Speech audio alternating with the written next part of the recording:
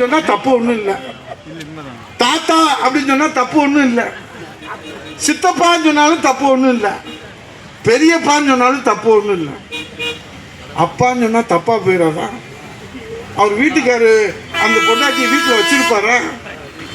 அந்த பிள்ளை பெத்த அப்பனை பக்கத்தில் வச்சுக்கிட்டு டிவியில பாக்குற ஸ்டாலின் அப்பான்னு அந்த வீட்டுக்காரர் தப்பா நினைச்சு மனைவியை விரட்டி விடுவாரா மாட்டாரா?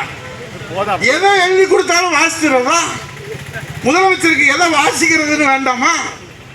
ஆகவே தான் இன்றைக்கு நாங்கள் சட்டமன்றத்தில் மாண்புமிகு எதிர்க்கட்சி தலைவர் வருங்கால முதலமைச்சர் 8 கோடி தமிழர்களுடைய நம்பிக்கை நட்சத்திரமாக இருக்கிற புரட்சி தமிழ் ஐயா எடப்பாடியார் எழுப்புகிற அந்த உரிமை குரலை நீங்கள் டெக்னிக்கல் ஃபால்ட் என்று மறைத்தாலும் அண்ணா திராவிட முன்னேற்ற கழகத்துடைய 2 கோடி தொண்டர்கள் வீதி வீதியாக வீடு வீடாக இன்றைக்கு களத்தை இறங்கி புரட்சி தமிழரின் உரிமை குரலை நாடு முழுவதும் இன்றைக்கு எடுத்து சொல்லுவோம். உங்க முகத்தினை கிழித்து காட்டுவோம்.